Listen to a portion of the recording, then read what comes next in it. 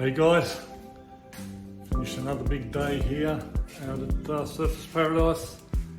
Jamie's been in, put all these bulkheads in for us in the kitchen.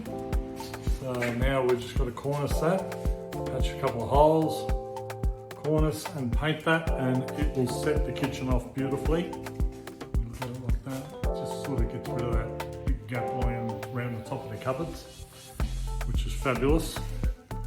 Now we've put some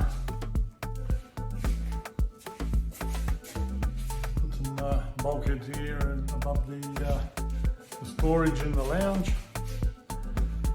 Now we've been busy today undercoating all the windows. And the problem is we've got to put them in at the end of the day. So all the windows in bedrooms have been done.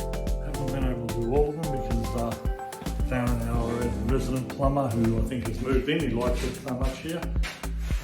He's having a bit of drama, but all our windows here are undercoated, and hopefully they're not going to get stuck overnight. I've had to put them back in for security reasons, but we'll do a coat of undercoat tomorrow. We'll gloss them up. There's a video of me undercoating a little bit of it. Plumber Darren having no end of dramas here in the bathroom. He's had to dig out a heap around here, so all that's been dug out now. Floor waste is a bit of a nightmare, but we've come up with a solution for that, so that's done. Ensuite, all the ensuite taps finally in and right now. Everything's in place, all our rough-in, all our plumbing has been done. So now he's got to do the floor wastes in here, which is again a little bit of a science experiment for him.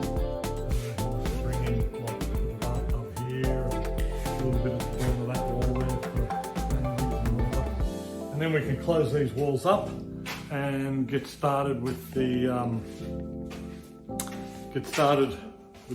tiling. So fingers crossed, next week, end of next week, we'll start really seeing some finished product happening here.